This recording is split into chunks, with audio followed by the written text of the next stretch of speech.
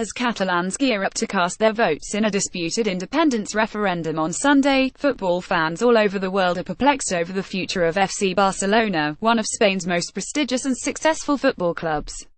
Where would the club play if Catalonia becomes an independent state? Would the region kick-start its own league? Would a Catalonian league be as competitive as La Liga? Where would Barcelona star footballer Lionel Messi play? The club's local and international fans are debating these questions. Clubs pro-independence leaning. It is no secret that FC Barcelona is not a neutral bystander in the Catalonian independence bid. In 2014, the club joined the National Pact on the Right to Decide, a group comprising of political parties and civil society organizations in favor of the independence vote. Earlier this month, the club released a statement saying it would defend democracy, freedom of speech, and self-determination. The Catalonian club has repeatedly said it is not a political entity, but some players, including Gerard Piqué, and former FC Barcelona and Bayern Munich coach Pep Guardiola, have openly expressed their views in favor of independence. FC Barcelona officials are confident they could choose to play in whichever league they want, including the Spanish league. But it would probably not be as easy as they think. Barcelona cannot choose where it plays if there is an independence process in Catalonia, Javier Tebas, the president of Spain's professional football league, which organizes La Liga, said.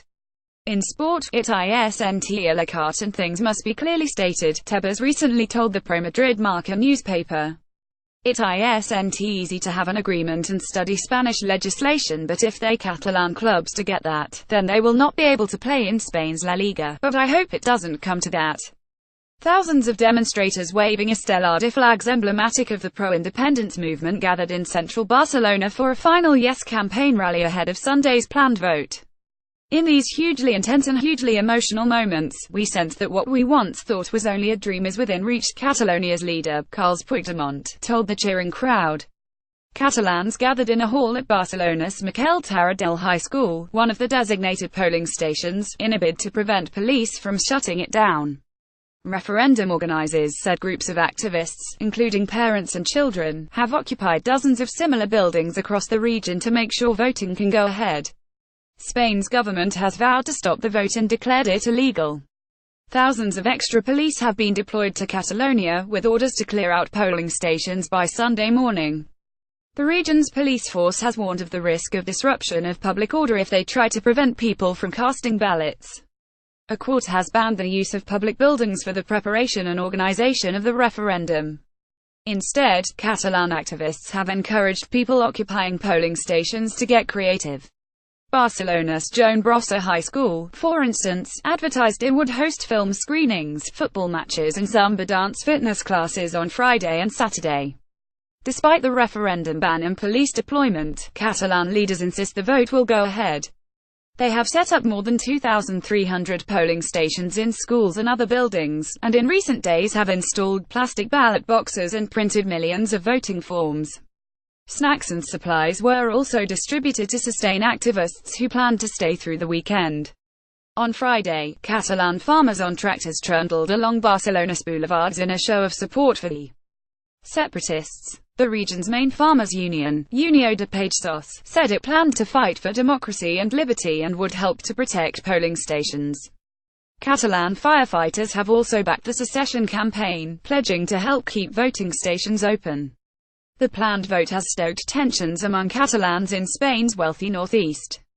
Polls show the region is deeply split on the question of independence, although a large majority would like the opportunity to have their say on the matter in a legal referendum. Catalonia's own Liga Espanyol and Girona are other major football clubs in the region who could be affected in the aftermath of a yes vote in Catalonia. The Catalan Football Federation manages a number of other smaller clubs in the region and could initiate its own league if Catalonia becomes an independent country. But how competitive would the new league be? Would the winner of the Catalonian league be automatically guaranteed a place in the UEFA's Champions League? If not, then why would star players like Andrés Iniesta, Sergio Busquets and Luis Suarez play in a competition that would most likely be similar to a second league in stature? Most importantly, a possible departure of big players from FC Barcelona could cripple the club financially. Read more. Lionel Messi's tax fraud sentence reduced to fine. Other European leagues. Former French Prime Minister Manuel Valls gave his 2 cents on the issue in 2015, suggesting that FC Barcelona could play their football in Ligue 1 should Catalonia gain independence from Spain. Monaco play in Ligue 1, so why not Barcelona? Valls told the media. A number of clubs across Europe do not play in the national leagues, for instance Welsh club Swansea City, which competes in the Premier League. It is possible that FC Barcelona would be taken in by Italy's Serie A after making it into Barcelona's famous football school La Masia. Aged just 13, Guardiola eventually became an integral part of the first team.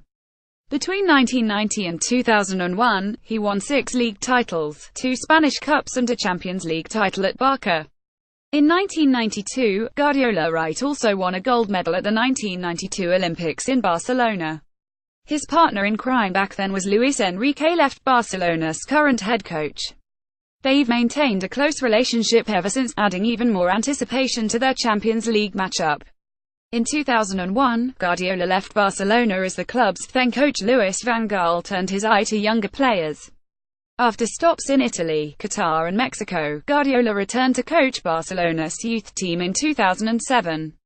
1 year later he was named first-team head coach. At 37 years old he was the 3rd youngest head coach ever at Barcelona. Straight from the start, Guardiola planned a future without stars like Samuel Eto'o, Deco and Ronaldinho. Even superstars Zlatan Ibrahimovic, who joined the club in a swap for Eto'o in 2009, did not stay long. Pep opted for team-oriented players who understood his idea of possession football and could deliver his famous tiki-taka style of play. Guardiola's style brought success in a big way. The Catalonian club collected 14 titles in 4 years as the club became the blueprint on modern footballing success. In Pep's first year in charge, Barcelona won it all: La Liga, the Copa del Rey and the Champions League. Guardiola became a hero throughout Catalonia for taking Barca back to the top and putting an end to the dominance of the Galacticos of rivals Real Madrid. Pep became pretty much synonymous with the club and the whole region. Guardiola's most prominent protege was Lionel Messi. Left.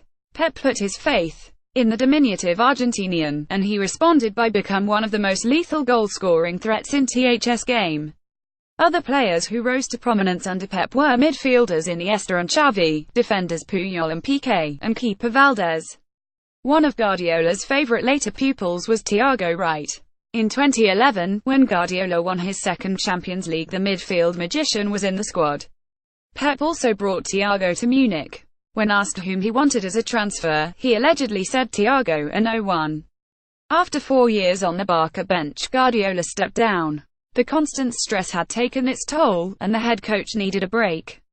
His last season at Barca showed it, as the club lost the league title to Real Madrid and was knocked out of the Champions League by Chelsea in the semi-finals.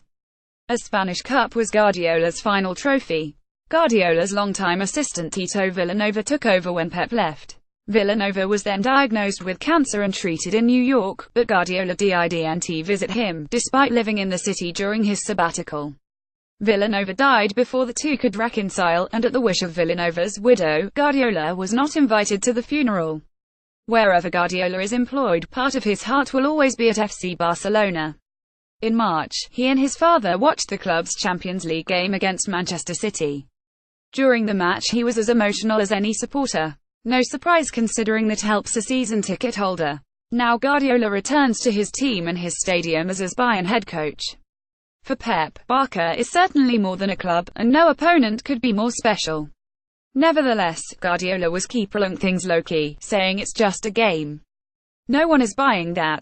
Author Andreas Stenzimon's El Clasico and Messi-Ronaldo rivalry. FC Barcelona possibly not competing in La Liga would deprive football lovers of El Clasico, which most football experts dub the best club football match in the world. El Clasicos are not merely football games, they are filled with nationalistic sentiments. While the Real Madrid club currently has an edge in El Clasicos over FC Barcelona, the latter has been more successful of the two in La Liga in the past 10 years. The rivalry between Real Madrid's Portuguese star Cristiano Ronaldo and Barcelona's Messi, played out to its maximum in El Clasicos, is also a spectacle to behold. FC Barcelona possibly exiting La Liga would put a damper on that also. Read more. Ronaldo named UEFA Player of the Year for third time. Last but not least, the Catalonian independence could force the 30-year-old Messi, who has been with FC Barcelona since the age of 12, to look for other clubs. And if that happens, the German football fans would hope he opts for a Bundesliga team.